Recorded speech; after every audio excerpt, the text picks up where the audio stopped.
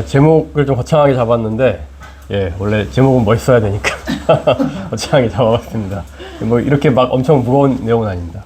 예, 아마 여러분 이미 여기 교회에 설교자로 초청하셨던 뭐 김근재 교수님, 박덕훈 목사님 이런 분들이 예전에 웨스트민스터 신학대학원 대학교에 교수로 활동하시잖아요. 예, 그 시기에 제가 이제 학교를 다녔습니다. 그래서 이제 저희 선생님들이시고 또 현재 저희 단체 김근주 교수님이나 박덕훈 목사님 단체 또 이사님이시기도 합니다. 예, 그래가지고 훌륭한 분들과 함께 예, 일하고 있습니다. 예, 그래서 저도 그때 이제 MDB 과정을 했었는데, 박 목사님이 이제 IPC 영국 국제장로교 소속이잖아요. 그래서 저희는 그 곳이 어떤지 잘 모르고 박 목사님을 보고 이런 데서 우리가 목회하면 되게 좋은 것이 되겠다 싶어서 알고 보면 되게 보수적인 교단이더라고요. 아무튼 저도 이제 그 과정을 하다가 중간에 저는 이제 드랍하고 제가 청년부 전도사를 한 3년쯤 신대원 다니면서 했는데 아무래도 목회는 제 길이 아닌 것 같다라고 생각이 들어서 저는 졸업하고 이제 그 시민사회단체 활동을 하게 됐습니다. 정부세입자협회라는 데서 이제 주거권 활동을 좀 했었었고요. 그리고 그 사이에 이제 녹색당이라고 하는 곳에 좀 인연이 되어가지고 녹색당 활동을 하게 됐고 또 어떻게 하다 보니까 이제 또 선거도 출마하게 됐습니다. 그래서 19대 국회의원 선거에 출마해가지고 워낙에 이제 당이 알려져 있지 않다 보니까 비례대표 후보는 선거운동을 할 수가 없잖아요, 지금 법이. 그래서 지역구 후보가 이제 당을 알리는 이런 방식의 선거운동을 했었거든요. 그래서 그렇게 하게 됐고, 그 이후에 이제 서울시당 위원장 활동도 하게 되면서 녹색의 가치에 대해서 좀 알게 되고, 그게 제 개인적으로는 신앙의 가치와 굉장히 좀 많이 밀접하다는 생각을 많이 했었습니다. 그래서 아마 신앙의 가치를 세속적으로 옮기면 녹색당이 추구하는 가치와 좀 비슷한 것 같다, 이런 생각을 좀 하게 됐었고, 그러다 보니까 기후위기 문제를 좀 그래도 알게 됐습니다. 그래서 2018년도부터 기후위기 문제에 좀 크게 관심을 가지면서 그때부터 이제 좀 기후위기 관련된 활동들을 하게 됐고, 당직을 내려놓고서도 계속 제가 기후 활동가로서 활동을 하게 됐습니다. 그러다가 뭐 계속 공부도 해야 되니까 또 이제 생계도 연결돼 있다 보니까 또 이제 기후환경 강사로도 같이 활동을 하게 됐었고요. 그리고 사실 더 오랫동안 했던 거는 이제 음악 활동입니다. 제가 싱어송라이터로 계속 음악을 해왔었는데, 이제 기후위기를 알다 보니까 또 그런 것들을 좀 음악에 담아내고 싶어서 이제 월간 뭐 기후송 이런 프로젝트도 했었습니다. 되게 잡다한 그런 예, 넓게 얇게 이렇게 관심 갖고 있는 그런 스타일. 예, 그래서 그런 사람입니다라고 소개를 드리면 조금 또 오늘 말씀 들으시는데 도움이 되시지 않을까 싶어서 이제 소개를 좀 드렸습니다. 어쨌든 이런 훌륭하신 분들과 이렇게 연결돼 있다는 거. 예, 그래서 좀 많이 익숙하다는 생각이 좀 많이 들었습니다. 예, 제가 이제 신학계 재발견이라고 하는 거창한 이름을 내세운 거는, 신학 공부하면 여러 가지 그 분과들이 있잖아요. 그 중에 조직신학이라고 하는 게 성서의 중요한 주제들을 이렇게 모아가지고 이제 밝혀내는 이제 그런 학문인데, 보통 이제 뭐 신은 누구냐, 인간은 무엇이냐, 뭐 이제 그리스도는 어떤 분이냐, 뭐 구원은 뭐냐, 뭐 이런 것들이 이제 하는 6가지 카테고리가 있는데, 요것들에 대한 우리의 기존에 아마 인식들이 다 있으실 거예요. 신학 공부를 하지 않았어도 우리 오랫동안 교회 다니면서 우리 안에 이미 우리의 나름대로의 가치관을 잘 잡았는데, 이런 것들이 앞으로 기후위기 시대에 좀 바뀌어야 되지 않을까? 이런 취지로 오늘 말씀드리려고 이렇게 제목을 제가 좀 잡아봤습니다. 한 7가지, 7이 또 성서에서 중요한 숫자잖아요. 7가지로 한번 만들어 봤는데, 뭐 하나씩 제가 간단하게 설명을 드려보겠습니다. 아마 제가 오늘 드리는 말씀은 아마 여러분들이 저는 이미 아실 거라고 생각해요. 근데 이미 아실 건데 다시 한번 좀 조금 더 이렇게 구분 짓고 제가 좀 상기시키는 시간이라고 생각해 주시면 될 것 같고, 그리고 또 어쨌든 저는 또 질문을 한번 던지고 또 이따 같이 이야기하는 시간에 여러분들이 같이 이야기를 나눠주시면은 또 좀 서로 또 배우는 풍성한 시간이 되지 않을까 싶습니다. 아주 새로운 얘기를 하지는 않을 것 같고, 특히 오늘 그 기도부터 찬양까지 보니까 제가 하려고 하는 것들 어떻게 다 이렇게 담아주셔가지고 되게 또 잘 예배가 일관되게 잘 맞지 않나 싶습니다. 예, 먼저는 성서의 핵심과 기후위기인데, 제가 뭐 몇 가지 질문들을 한번 던져보려고 하는데, 예, 성서의 기후위기에 대해서 언급하는 게 있을까요? 예, 혹시 그런 게 있는 것 같다라고 생각이 드시나요?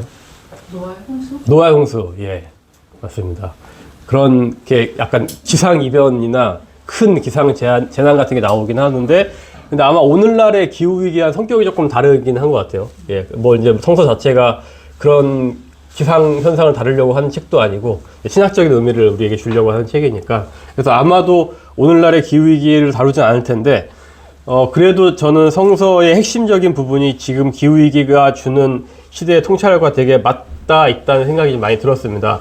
하나님 나라는 너무 중요한 주제다 다 아시잖아요. 그래서 하나님 나라가 아시는 것처럼 공간의 개념이라기보다는 하나님의 통치가 이루어지는 그 곳이 될 수도 있고 시공간을 초월할 수 있는 그러한 개념인데, 잘 아시는 것처럼 예수님 말씀 중에 가장 핵심이라고 하는 것이 바로 이 마태복음에 보면 산상수훈이고, 산상수훈의 또 핵심은 또 우리가 기도를 가르쳐준 주기도문이라고 할 수 있고, 주기도문의 구조를 보면은 이렇게 수미상관으로 되어 있는데 마지막 부분에 결론이 나오는데 그의 나라와 그의 의를 구하라.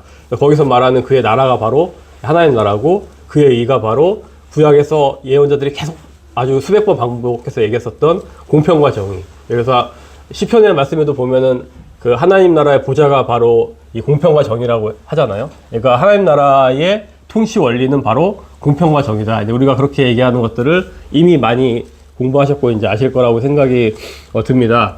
그런데 이제 기후위기의 원인을 뭐 결론적으로 말씀드리면 이미 다들 느끼시는 것처럼 이 성장주의, 이렇게 돈을 따르는 자본주의 경제 시스템이라고 볼 수가 있을 것 같고, 성서에서는 그걸 만몬이즘이라고 얘기를 하고 있잖아요. 그래서 누가복음에 보면은 하나님 섬길 거냐, 만몬을 섬길 거냐, 이렇게 하나님과 비교할 정도로 굉장히 어떤 신격화된 위치에 올려놓을 정도로 우리 당시부터 지금까지도 이렇게 만몬을 추구하는 것들이 있는데, 그게 과거에는 공평과 정의를 무너뜨리고 사람들만 고통스럽게 했다면 이제는 그게 생태 자연까지도 무너뜨리고 있다라고 하는 게 오늘날 우리가 성서를 통해서 다시 한번 좀 고민을 해봐야 되는 문제인 것 같습니다. 그래서 하나님 나라의 통치가 이루어지는 세상으로 우리가 사회가 완전히 바뀌어야 되는데, 그것들이 중요하다, 기후위기 시대에 얘기를 할 수 있고, 저는 예전에 김혜건 교수님이 그 체제 전복적 하나님 나라의 성격 이런 얘기를 많이 하셨거든요.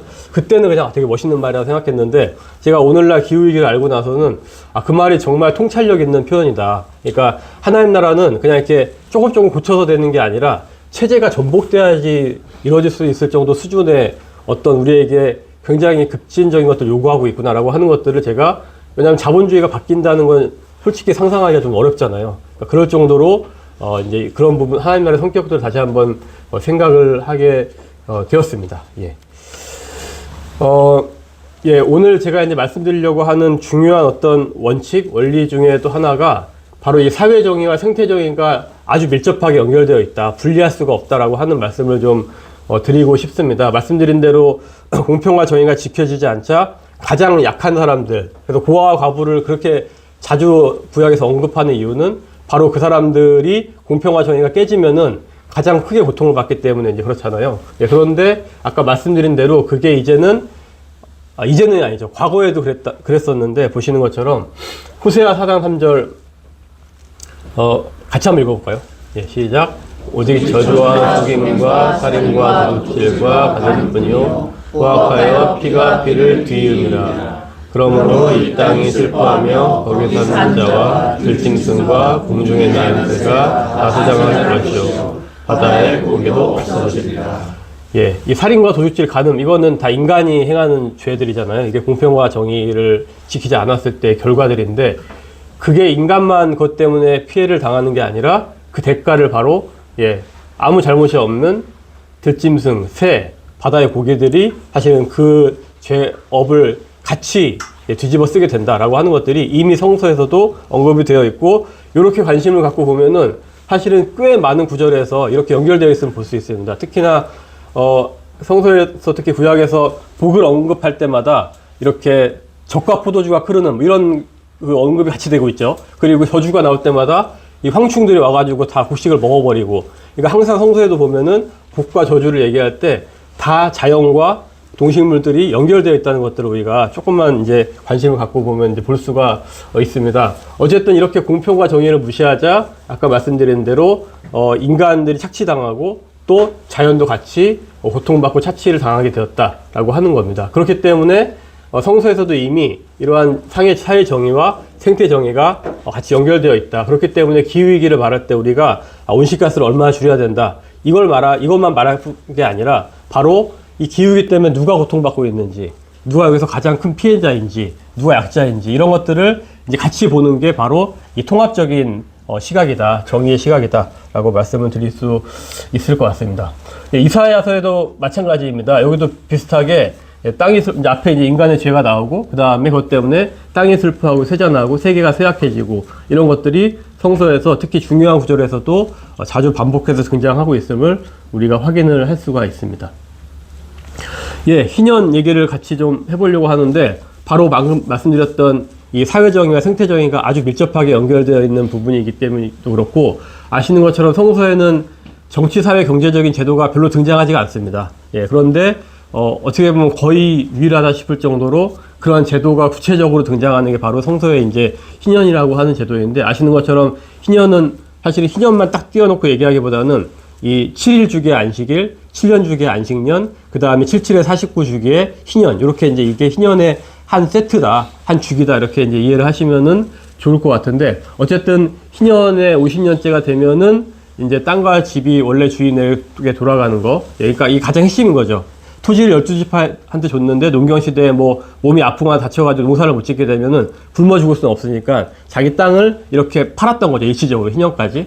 팔았고 그러면서 이제 이 사람은 기업이 없으니까 누군가의 품꾼살이가 되거나 이렇게 이제 했어야 됐는데 그게 50년이 될 정도로 지나다 보면 완전히 사회가 불평등해지기 때문에 50년째 그냥 이렇게 임의적으로 다시 리셋 시켜버리는 거죠. 그래서 원래 주인에게 토지를 다 돌려보내는 방식. 그래서 희년 제도라고 하는 거는 우리가 사회 경제적으로 보면은 하나님이 이 한 세대를 넘어서 불평등이 이어지지 않게 하려고 하는 은혜의 제도이다라고 하는 것들을 우리가 이제 생각해 볼 수가 있을 것 같습니다.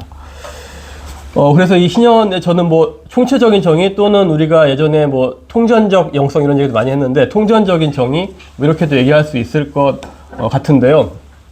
예, 그래서 희년에는 이렇게 토지를 안식하는 게 나옵니다. 예, 7년마다 땅을 쉬게 해가지고 그 땅에 어떻게 보면 지력을 회복시키기도 하는 것이고 또 하나 의미는 그때 너희가 추수하지 말아라. 왜냐하면 그때 동물들도 먹고 가난한 자들도 와서 그 열매들을 다 그 추수물들을 먹을 수 있게 해준 게 바로 이제 안식이거든요. 그러니까 안식에는 땅에 대한 어떤 생태적인 의미도 있지만 그 자체가 또 사실은 사회적 약자들을 위해서 돌보는 또 동식물들을 돌보는 그런 의미들이 같이 제가 생태정의라고 썼지만 사실은 사회정의가 같이 묶여 있다라고 볼 수가 있고 또 말씀드렸던 부채를 탕감하고 땅을 돌려보내고 또 노예로 이렇게 품꾼살이가 된 사람들을 해방시키는 이런 사회정의의 의미들이 희년에 담겨 있다라고 하는 것입니다. 그래서 땅이 쉬어야지 가난한 자들이 먹을 것이 생긴다. 이게 바로 그런 생태정의와 또 사회정의가 희년 안에 다 같이 묶여 들어와 있는 것들을 우리가 희년의 제도를 통해서 볼 수가 있습니다. 이렇게 이제 뭐 도식화하면은 사회정의와 생태정의라는 두 기둥이 안식일과 안식년과 희년이라고 하는 이런 순환 속에 같이 있다라고 하는 것들을 우리가 생각해 볼 수 있을 것 같습니다.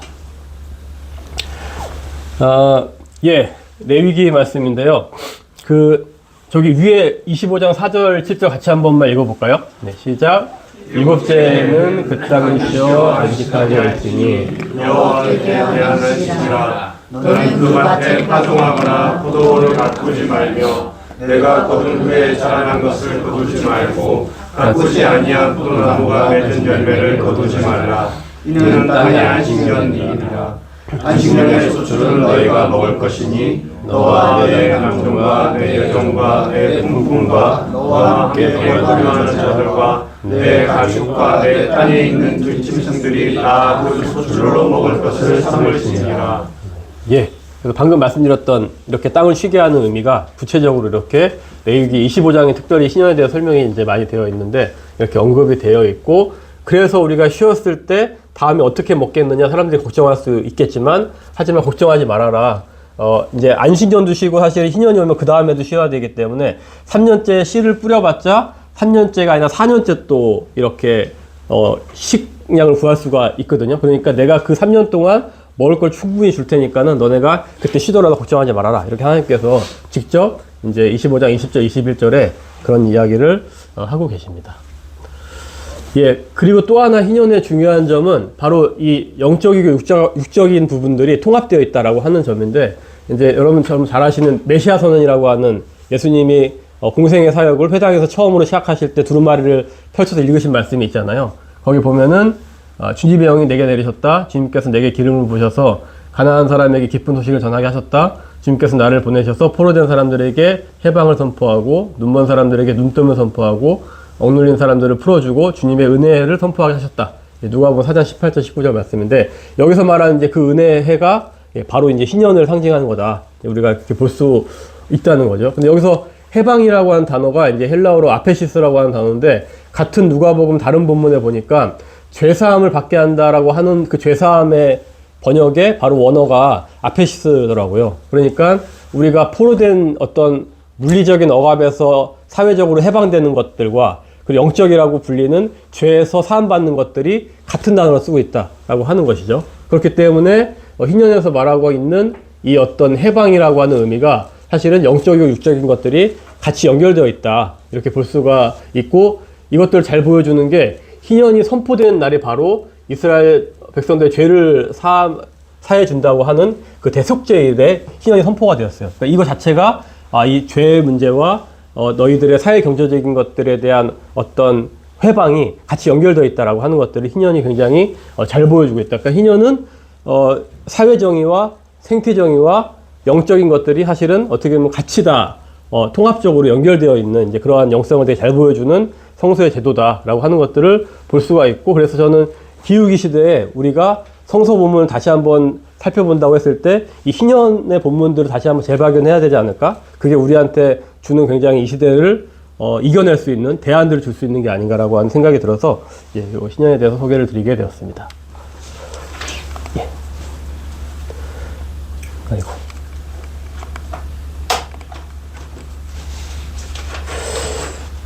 예.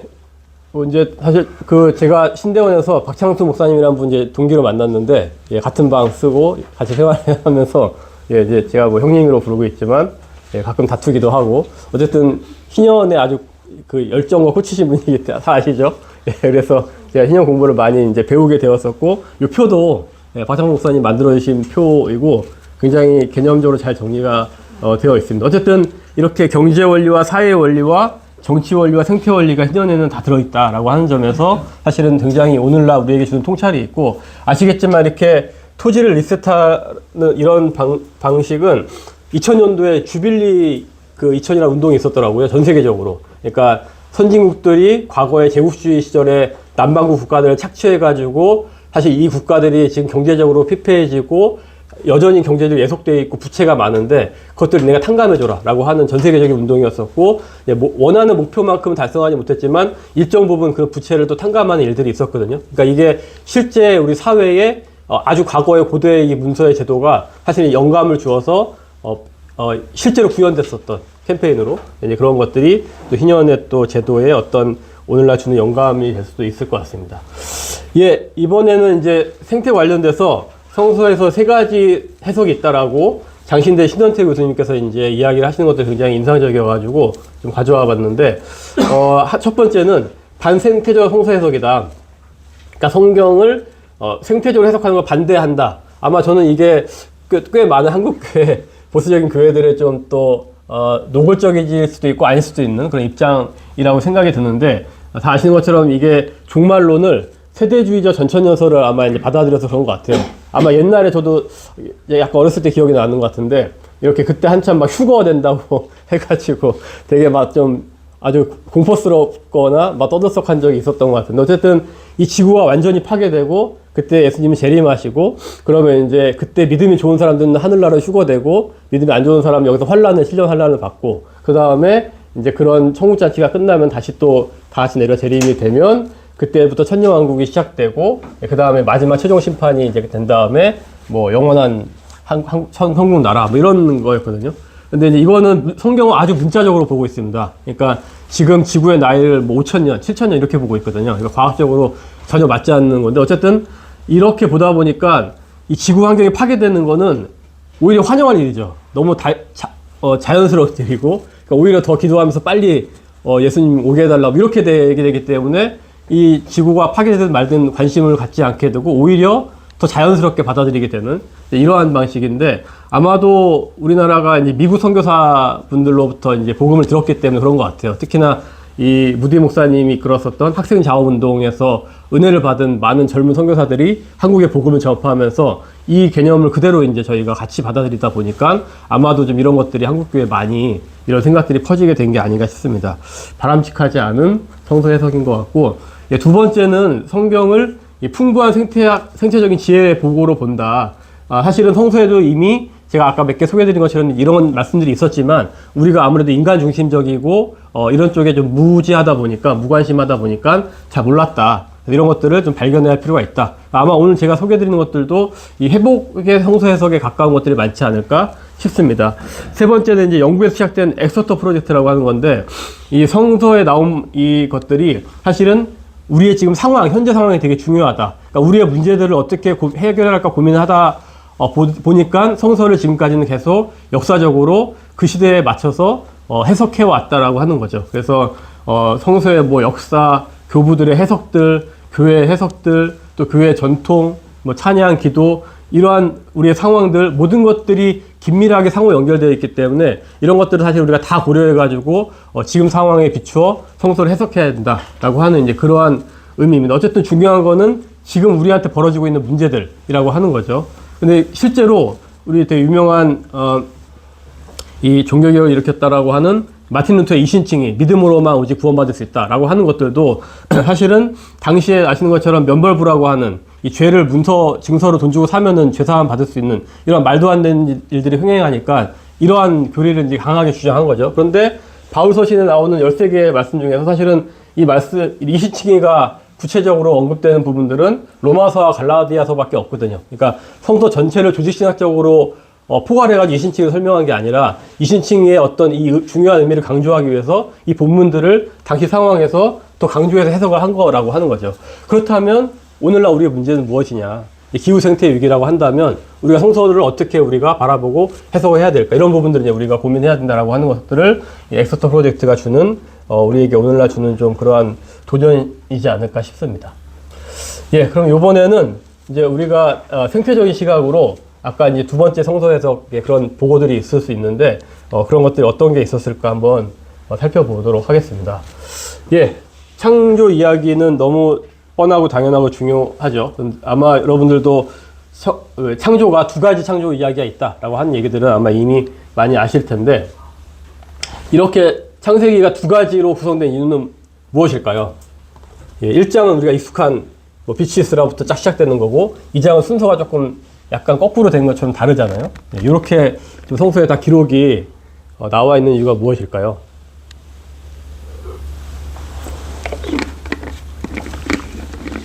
예. 같이 한번 살펴보겠습니다. 이렇게 질문해야지 우리가 생각해 보게 되는, 이렇게 얘기가 되니까.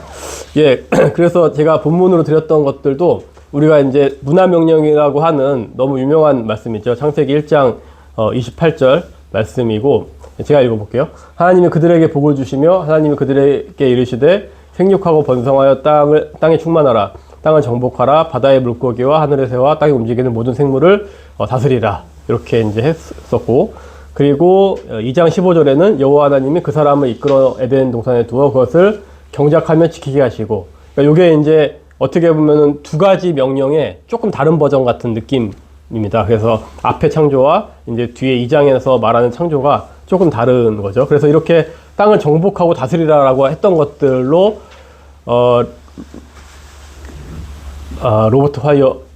린 화이트 주니어, 린 화이트 주니어가 이제 저 말씀을 가지고 지금의 환경 파괴는 사실은 저 말씀들을 서구 사회가 이렇게 어떻게 보면은 그 인간 중심적으로 이렇게 이제 행하게 되면서 이 지금의 환경 파괴가 일어났다, 이렇게 이제 비판을 하는 것들을 이제 얘기를 하고 있습니다. 그래서 사실 이제 일정 부분 또 저는 그 부분들도 우리가 좀 뼈저리게 또 받아들여야 되는 부분이 있다고 생각을 합니다. 그래서 이 벨하우젠이라고 하는 신학자가 이제 문서설이라고 하는 것들을 얘기하면서 창세기에는 4가지 큰 문서들이 들어가 있고 이게 편집되면서 이제 만들어진 문서다, 이렇게 이제 얘기를 했는데, 특별히 그 중에서 야훼 문서와 이제 그 제사 문서가 가장 좀 중요하게 언급이 되는데, 그래서 창세기 1장에 우리가 알고 있는 창조 이야기가 제3문서로 이제 아무래도 구성되었다라고 보고 있고, 2장에 나와 있는 창조 이야기는 야훼 문서에 그런 편집본들이 들어왔다, 이렇게 얘기를 하고 있습니다. 실제로 지금도 성서 보시면 아시겠지만 1장에 하나님은 하나님이라고 표현이 되어 있고 2장은 여호와 하나님이라고 되어 있습니다. 그래서 야훼냐 엘로힘이냐 이렇게 이제 아예 부르는 호칭 자체가 다르거든요.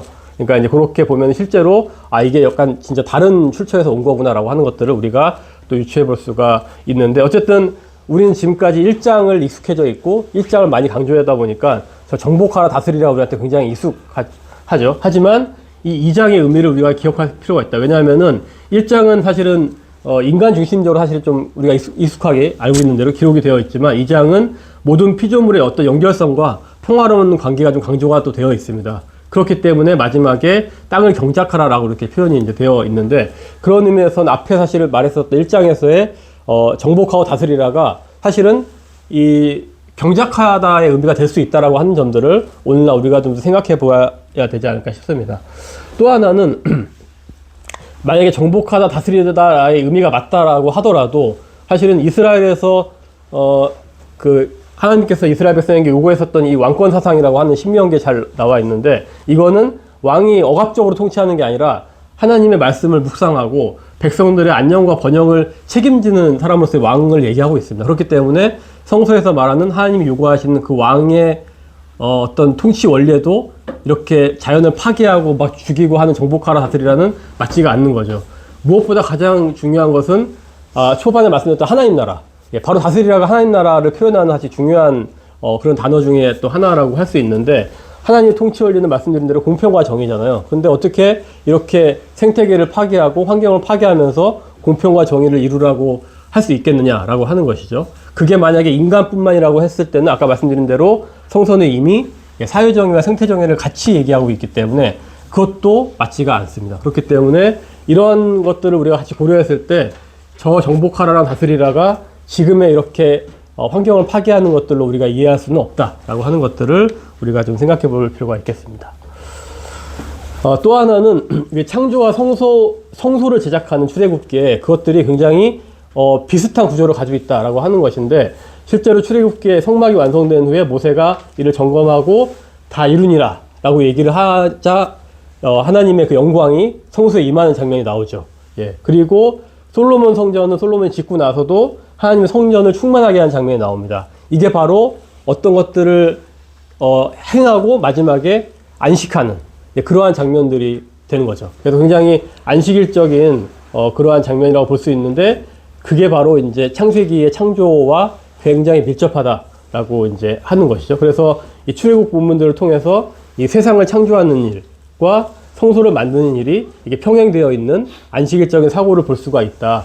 그 얘기는 뭐냐면은 이 세계는 하나님의 성전이구나 라고 우리가 이해할 수 있다라고 하는 거죠. 그러면 이 세계를 파괴하는 행동은 하나님의 성전을 파괴하는 굉장히 악한 행동이 될 수 있다라고 하는 것입니다. 특히나 이 제사장 문서라고 하는 1장에서 이제 이렇게 이제 언급이 되고 있는 건데, 제사장 문서라고 하는 것은 말 그대로 제사장의 역할을 강조하는 이제 그러한 성격이 두드러지는 문서라고 볼 수 있는데, 그런 의미에서 여기서 다스리라라고 하는 의미가 사실은 인간이 단순한 지배자가 아니라 하나님이 만드신 이 성전 같은 이 세상을 너희가 제사장처럼 너희가 다스려라, 지켜라 라고 하는 의미로 볼 수 있다 라고 하는 것이죠. 그래서 이건 우리가 이미 알고 있는데, 이스라엘 백성이 요구하게 바울은 그러잖아요. 너희가 이 모든 민족의 제사장 민족이 되어라 라고 하는 그 역할을 부여하셨는데, 사실은 이게 창세기 1장부터 이렇게 연결이 되어 있다라고 우리가 볼 수 있다라고 하는 것이죠. 또 하나 이 창세기 서사의 중요한 점은 이제 고대의 유명한 서사로서는 바벨론의 창조설화라고 할 수 있는 에누마 엘리시라고 아마 들어보셨을 것 같은데요. 에누마 엘리시가 사실은 창세기 서사와 굉장히 좀 비슷합니다. 제가 한 구절을 가져왔는데, 여기 에누마 엘리시에 보면은 그때 높은 곳에서는 하늘의 이름이 없었고 그 아래 대집 또한 이름을 가지지 않았다. 태초에 모두의 아버지이신 아푸스와 어머니 혼돈의 티아마트가 있었는데 그들의 물을 섞어내고 있었다. 이게 이제 창조 순서도 좀 유사하고, 창조 전에 암흑으로 되어 있었다라고 하는 표현이나 물을 구획하고 또 태양과 달이 창조되기 전에 빛이 존재한다라고 하는 점들이 굉장히 창세기가 비슷합니다. 하지만 이 에누마 엘리시는 창세기와 달리 매우 폭력적인 서사가 등장합니다. 여기 이제 마르둑이라고 하는 이제 신이 나오는데, 아까 여기 이제 그 티아마트라고 하는 태초의 혼돈의 신, 그 고조 할머니 격인데 티아마트와 싸우게 됩니다. 그래서 이기고 그 여신을 살해하고 그 시체를 이렇게 찢어서 나눠가지고 그걸 가지고 하늘과 땅을 창조했다고 나옵니다. 굉장히 좀 잔인하고 폭력적이죠. 게다가 인간을 만든 목적도 뭐냐면은 마르둑이 이제 죽였던 신 중에서 티아마트 편에 있던 킹구신을 죽였는데 그 킹구신을 죽이고 그 피를 흙과 섞어서 인간을 만들었다고 되어 있습니다. 인간을 만든 목적은 뭐냐면 이 하급신들이 이 상급신들의 막 심부름 일을 하느라고 힘들었는데 도저히 못하겠다 힘들어서 인간을 만들어서 그 일을 대신하게 해야 되겠다. 그러니까 인간은 굉장히 노예 같은 존재로서 처음부터 만들어진 것이 성서와는 완전히 인간을 다르게 보는 입장인 거죠. 그렇기 때문에 이 얘기를 말씀드리는 이유는 이 폭력적인 서사의 세계는 사실은 창세기와 닮아있지 않고 이 에누마 엘리시와 닮아있다라고 하는 겁니다. 오늘날 이렇게 자연을 파괴하고 인간을 착취하는 모습들은 사실 하나님이 창조하신 이 선한 평화로운 이 창세기의 세계가 아니라 이렇게 폭력적인 이제 에누마 엘리시의 세계라고 하는 것이죠. 그러니까 그런 부분들이 창세기 이야기와 너무 대조가 된다. 우리는 그러면 어떤 이야기를 따를 것인가 라고 하는 것들을 우리가 생각해 볼 필요가 있겠습니다. 예, 이번에 만물을 보는 시각인데요.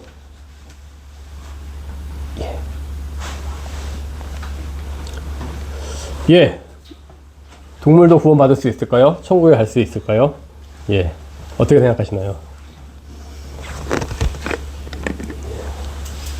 구원을 뭘로 정의하느냐에 따라 좀 다를 수 있을 것 같아요. 아, 구원을. 예, 그렇게 생각할 수 있을 것 같습니다. 이제 회복, 생태계 회복이라는 예, 예. 측면이라면 가능한 이야기일 수도 있다. 예. 근데 아마 이제 구원을 어떤 이렇게 영혼을 가진 존재를 뭔가 하는 걸로 생각하면은 또 동물은 좀 아니지 않을까? 이렇게 생각할 수 있을 것 같고, 예, 아마도 좀 많이 그렇게 생각을 하실 것 같습니다. 예. 그 골로새서 말씀 같이 한번 읽어볼게요. 시작.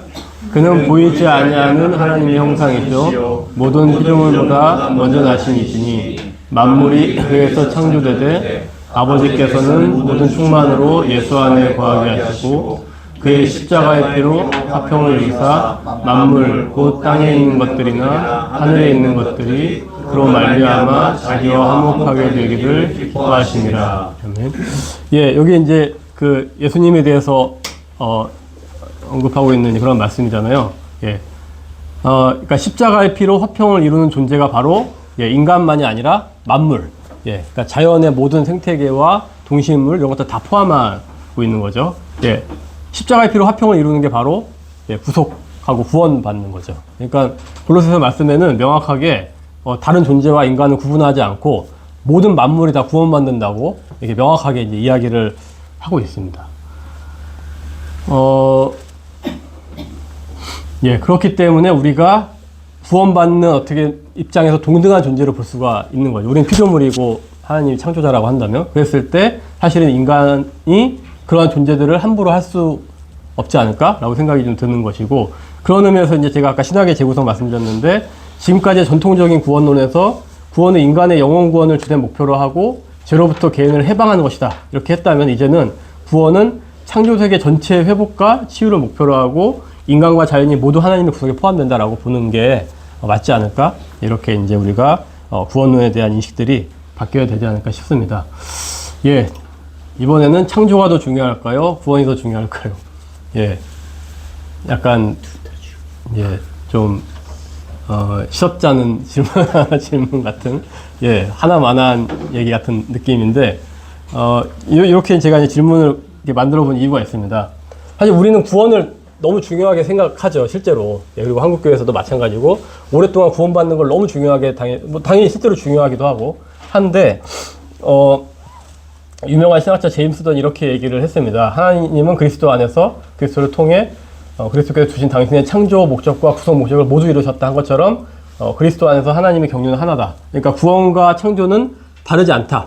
다 연결되어 있다. 너무 당연한 거죠. 왜냐하면 창조로 한 목적이 사실 어떻게 보면은 아담에서 인류에서 실패하고 그것들을 회복하기 위해서 예수님께서 오셨잖아요. 그러니까 창조의 어떻게 보면 미완성된 목적들을 예수님께서 오셔서 완성하셨다.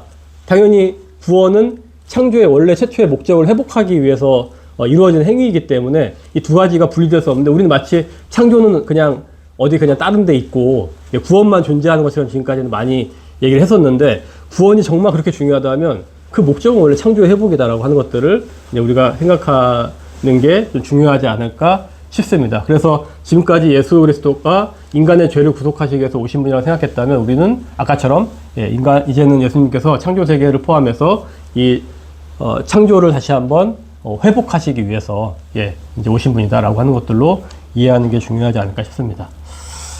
요것과 관련해서 요한복음이 굉장히 또 주는 통찰이 있더라고요.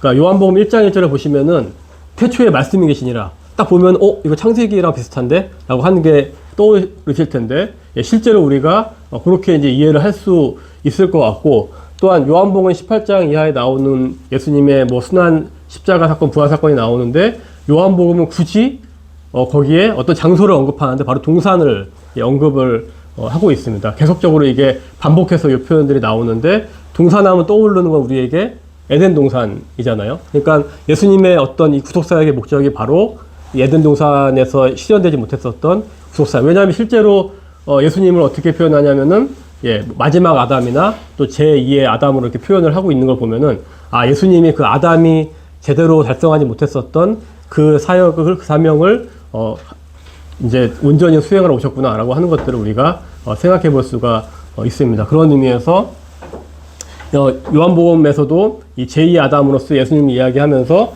아담에게 그 위임한 땅을 돌보라는 명령을 사실은 이 새 아담이신 예수님이 사실은 동일하게 그러니까 이 세상을 돌보라라고 하는 것들을 그 사역을 하고 위해 오셨다라고 우리가 볼 수 있을 것 같고 그래서 이 요한복음과 창세기의 연관성이 바로 또 하나는 이제 성육신 사건이다라고 우리가 볼 수가 있다라고 하는 건데 왜 그러냐면은 이제 예수님을 인간으로 보내셨으니까 그러면은 예수님이 이제 하나님이 그러니까 인간이 되셨다 이렇게 표현하면 되는데 그 인간이라고 하는 단어는 원래 성서 헬라어에 안트로포스라고 하는 단어가 있거든요. 근데 이 단어를 쓰지 않고 굳이 사르크스라고 하는 단어를 썼습니다. 사르크스는 육체, 살덩어리 뭐 이렇게 이제 표현되는 이제 그러한 단어인데 그러니까 저 단어를 굳이 썼다는 이유는 예수님이 만약에 그러니까 하나님이 인간이 되셨다라고 하게 되면 그건 진짜 인간을 위해서 구원을 하고 오신 걸로 우리가 이해할 수 있는데 그게 아니라 예수님이 인간이 되신 게 아니고 예수님이 살덩어리가 되셨다,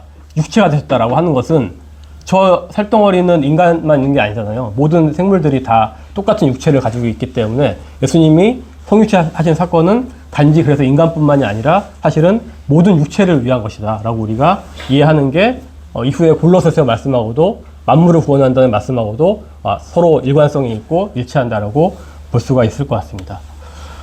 이런 의미에서 이 성육신의 개념을 조금 더 확장한 학자가 있는데 바로 셀리 맥페이그라고 하는 생태 여성 신학자가 있는데 이분이 이 우주는 지구는 하나님의 몸이다 라고 그렇게 표현을 했습니다.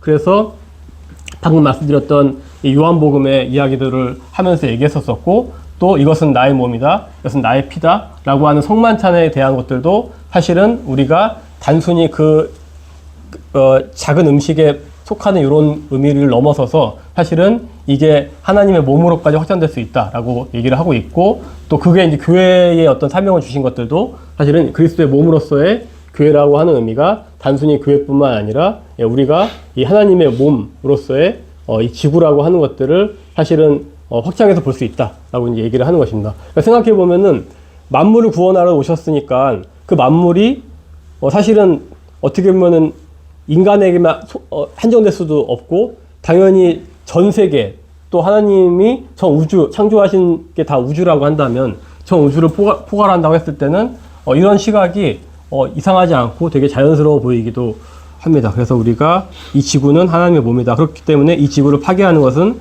하나님의 몸을 파괴하는 것이다. 이렇게도 우리가 생각해 볼 수가 있을 것 같습니다. 아까 동물 얘기 잠깐 꺼냈는데 이 말씀을 좀 드리고 싶었습니다. 문제를 냈는데 다음 성서 구절 중에 이상한 부분은 어디일까요? 제가 약간 틀리게 써놓은 부분이 있습니다.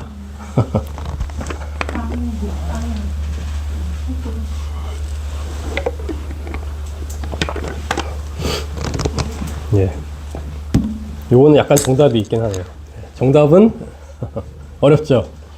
너무 많은 단어가 나오기 때문에. 예, 이 두 말씀 중에 한 구절에 한 단어가 틀렸습니다. 어디가 틀렸을까요?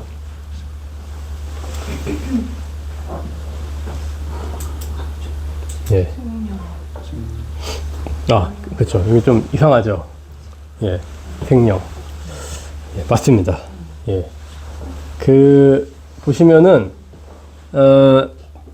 하나님이 인간하고 이제 제가 이제 인간과 동물을 창조한 것들을 이제 제가 이렇게 두 개 같이 묶어놨는데, 땅의 흙, 이제 아파르라고 하는 히브리어 쓰고 있는데, 흙으로 사람을 지으시고 생기를 불어넣으시니까 사람이 생명이 됐다. 이제 네페시 하야라고 하는 단어이고요. 그리고 들짐승들을 지을 때도 똑같이 흙으로 지으시고, 그 다음에 아담이 이 흙으로 지은 동물들 지칭할 때 생물로 번역이 되어 있는데, 예, 이 단어가 똑같습니다. 네페시 하야. 예. 그러면은 이 흙과 뭐가 들어갔을까요? 이 사이에. 예. 생기가 들어가지 않았을까요? 당연히 그렇게 유추를 해볼 수 있겠죠. 그리고 굳이 이거를 생명이라고 번역하지 않고 생물이라고 번역한 이유는 아마도 저는 인간 중심적인 번역자들의 한계였던 것 같습니다. 예. 왜냐하면 똑같은 단어를 굳이 일부러 생물이라고 썼거든요. 예. 그러니까 이걸 봤을 때 우리가 성서를 읽을 때 번역자의 시각들도 이렇게 들어갈 수 있다라고 하는 것들을 우리가 생각을 해보면 우리가 성서를 자연스럽게 읽으면서 인간 중심적이 될 수밖에 없는 부분들도 확실히 있습니다. 하지만 원어에서는 두 존재를 다르지 않게 이 재료와 완성된 결과물이 똑같은 단어로 표현을 하고 있다라고 하는 것들을 생각해 볼 수가 있고, 전도서 말씀에도 보면은 인생에 당하는 일을 짐승도 당하나니 그들이 당하는 일이 일반이다. 다 동일한 호흡이 있어서 짐승이 죽음같이 사람도 죽으니 사람이 짐승보다 뛰어남이 없음은 모든 것이 헛되미로다. 다 흙으로 말미암았으므로 흙으로 돌아가니 다 한 곳으로 가거니와. 이렇게 이제 전도서 말씀에 또 되어 있거든요. 그러니까 전도서 말씀은 이제 아예 인간과 짐승이 크게 다르지 않다. 그냥 다 흙으로 만들었다. 이렇게 이제 얘기를 하고 있다. 물론 이제 시적인 표현들이 많이 써 있는 지혜서의 말씀이긴 하지만 그리고 이런 부분들을 생각을 좀 해볼 필요가 있을 것 같습니다. 예. 그리고 뭐 당연히 이제 1장에서도 동물들이 인간보다 이제 먼저 창조가 되었었던 것도 우리가 생각을 해볼 수 있고, 또 동물의 구원은 우리가 좀 동물은 아니지 않을까라고 생각했을 때 영혼이 없는 존재인데 이렇게 생각하는데, 사실 성서에서는 그런 식으로 우리가 생각하는 방식의 인간을 삼원론적인 어떤 뭐 육과 정신과 영 이런 식으로 표현을 하기보다는 아까 말씀드렸던 것처럼 예, 흙으로 지으셔서 생기를 넣으니 생명이 되었다, 이렇게 이제 표현을 하고 있다는 점에서는 인간과 동물이 다르지 않다라고 하는 것들을 우리가 생각해 볼 필요가 있겠습니다. 그래서 인간론을 우리가 재구성한다면은 지금까지는 인간은 하나님의 형상으로 창조된 특별한 존재로서 피조세계를 다스리는 권한을 받았다라고 이해를 했다면, 이제는 인간과 피조물은 본질적으로 다르지 않고 인간은 창조 질서를 파괴하지 않고 모든 생명체와 이제 공존해야 된다라고 하는 존재로서 우리가 이해하는 게 맞지 않나 싶고, 물론 인간은 하나님의 존재로서 하나님의 형상으로서 지어진다는 면에서 또 특별하다고 얘기할 수도 있습니다. 예, 하지만 그 특별함이 어떤 우위나 너네가 얘네들 함부로 할 수 있다라는 의미라기보다는 하나님의 그런 어떤 창세기의 어떤 평화로움, 조화 이런 것들을 너희가 지켜가는 존재로서 우리가 이제 이해를 하는 게 맞지 않을까 싶습니다. 예, 네 번째는 제자도나 복음을 보는 시각을 우리가 좀 볼 필요가 있는데, 아까는 번역을 조금 잘못했다면 이번에 아예 틀려버렸습니다. 예. 마가복음 11장 15절인데 또 이르시되 너희는 온천하에 다니며 만민에게 복음을 전파하라. 저 만민이 완전히 우역입니다.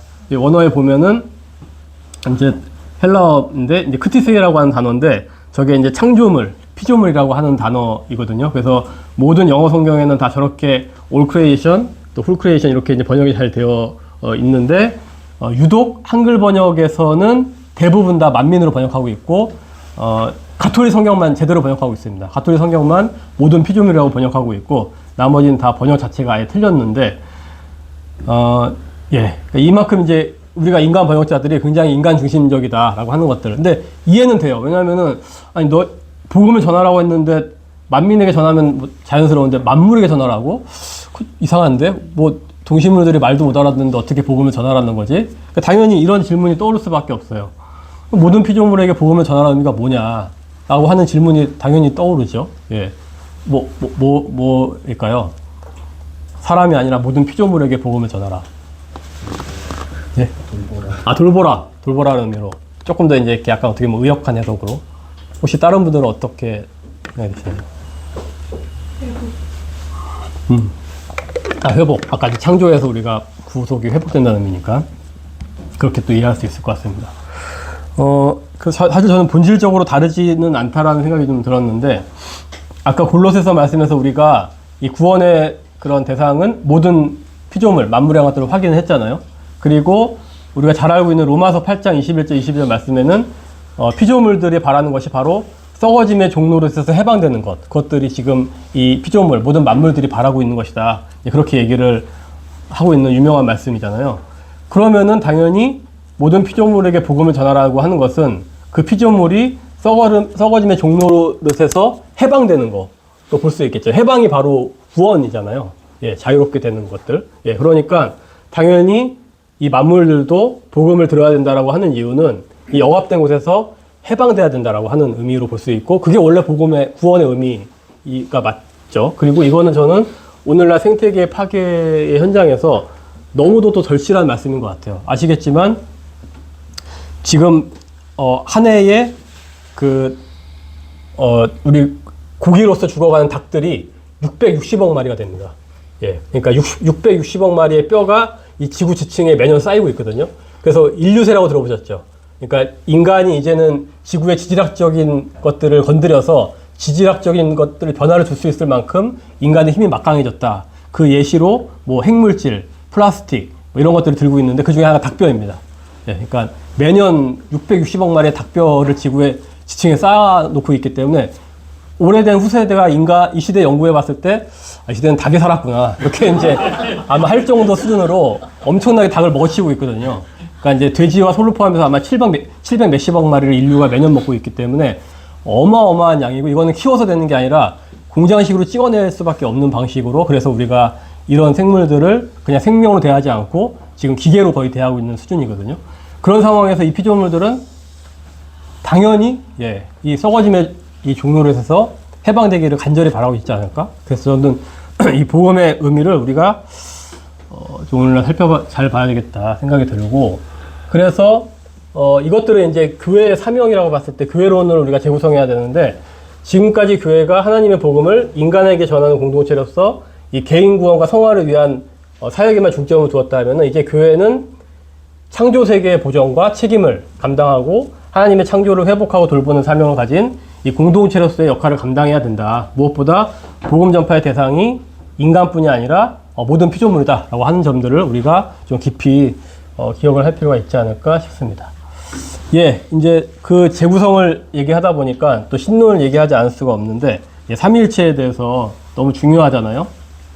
아마 이미 너무 여러분 잘 아실 거라 생각이 됩니다. 예, 그래서 이 삼위일체의 존재 방식은 저 어려운 말로 페리코레시스라고 하는데, 이게 뭐 상호 침투, 상호 내주, 그러니까 이 하나이지만 세 위격이 서로 안에 침투하고 상호 내주하면서 사실은 관계를 맺고 있다. 그렇기 때문에 이 피조물의 존재 자체가 하나님의 형상을 띠고 있다면은 우리는 기본적으로 관계적이다라고 하는 것이고, 인간뿐만 아니라 모든 피조물이 마찬가지고, 실제로 점점점 과학적인 연구가 되면서 이 지구 생태계가 얼마나 서로 밀접하게 연관되어 있는지를 지금 과학적으로도 확인하고 있습니다. 이를테면 아프리카에 있는 그 거대한 흙먼지가 이렇게 남미까지 이동하고 우주에서도 보인다고 해요. 그 거대한 흙먼지가 남미의 비를 통해서 내리면 그 먼지가 그 아마존 일대 이런 숲들을 아주 풍성하게 좋은 조건의 토양질로 만들어서 그 나무를 키우고, 그 나무에서 엄청나게 많은 수증기가 하늘을 떠도는 구름의 강처럼 형성이 돼서 그게 안데스 강맥에 떨어져서 안데스 강맥에서 엄청나게 많은 물길로 흘러서 바다로 들어가면 그 바다에 그 풍부한 영양물질에 물이 들어가면서 규조류라고 하는 아주 작은 미세 플랑크톤이 만들어지고, 그게 엄청나게 많은 산소를 발생시키거든요. 그러니까 아마존이 지구의 허파라고 하는 건 사실은 정확한 표현은 아닙니다. 아마존에서 만들어진 산소는 아마존의 생물들이 다 호흡하게 되는 거고, 우리가 마시는 호흡의 7, 80% 이상은 다 바다에서 나옵니다. 그러니까 이렇게 지구가 거의 한 바퀴가 아까 그 흙먼지처럼 봤을 때도 다 연결되어 있고, 그게 우리 생존에 아주 밀접하게 연결되어 있거든요. 그러니까 생태계가 연결되어 있으면 이 어떻게 보면 하나님의 놀라운 이런 그 존재 방식을 구현하고 있는 것이다라고 이제 우리가 생각하면 좋을 것 같고, 그래서 이 생물 다양성이 중요하다라고 하는 것은 단순히 그냥 여러 가지가 있으면 보기 좋은 게 아니라 이 자체가 바로 하나님의 존재를 구현하고 있는 어떤 모습이다라고 하는 것들이 되게 중요하지 않을까 싶습니다.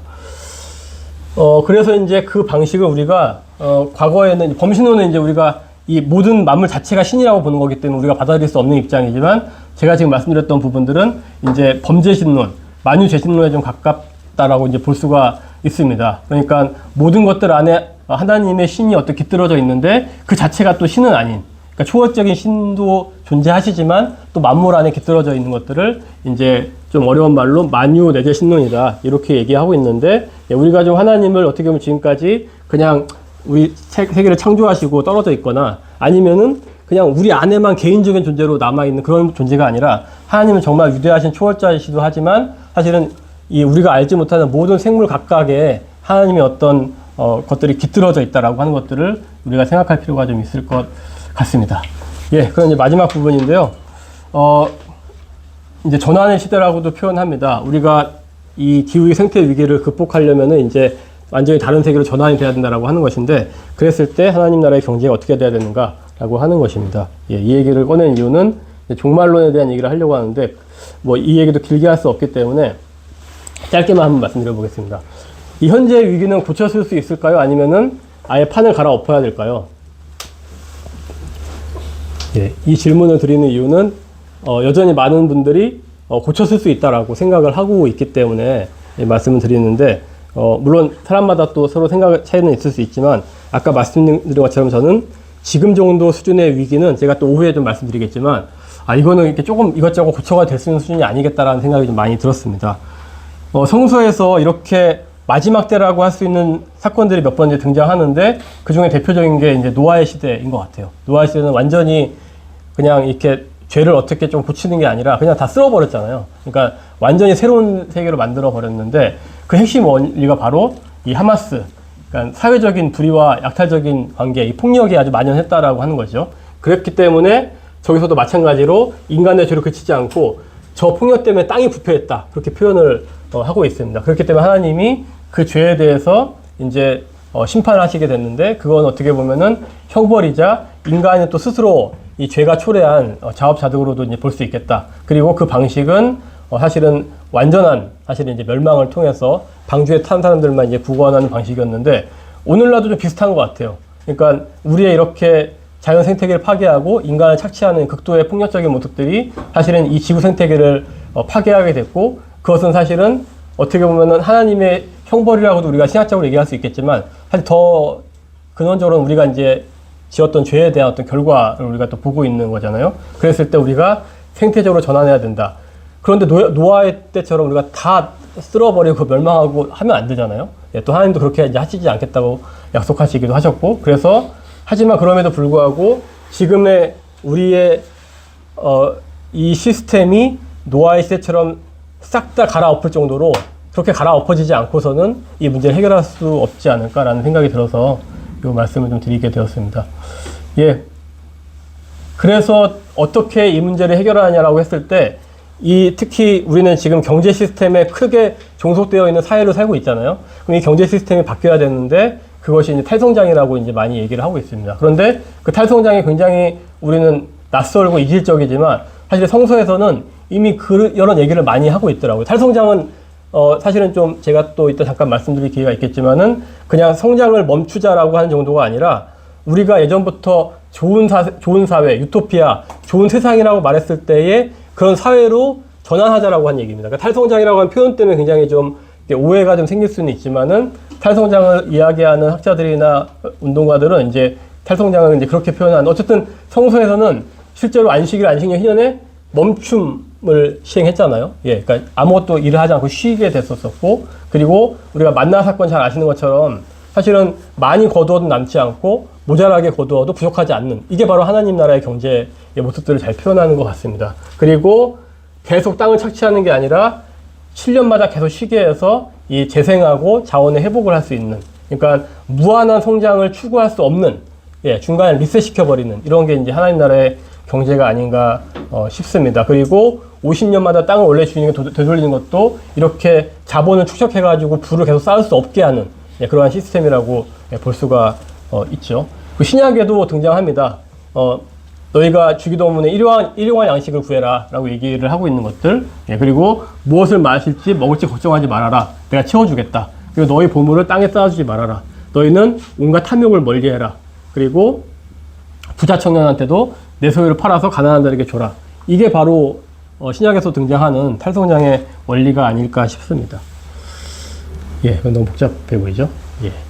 그래서 우리가 이제 아까 말씀드렸던 기존의 이 6가지의 항목들의 신학의 우리 그 조직신학적인 어떤 구성들이 이제는 인간 중심적인 거에서 생태적인 관점으로 좀 바뀌면 좋겠다라고 하는 것도 아까 다 말씀드렸던 부분을 간략하게 이렇게 적어봤습니다.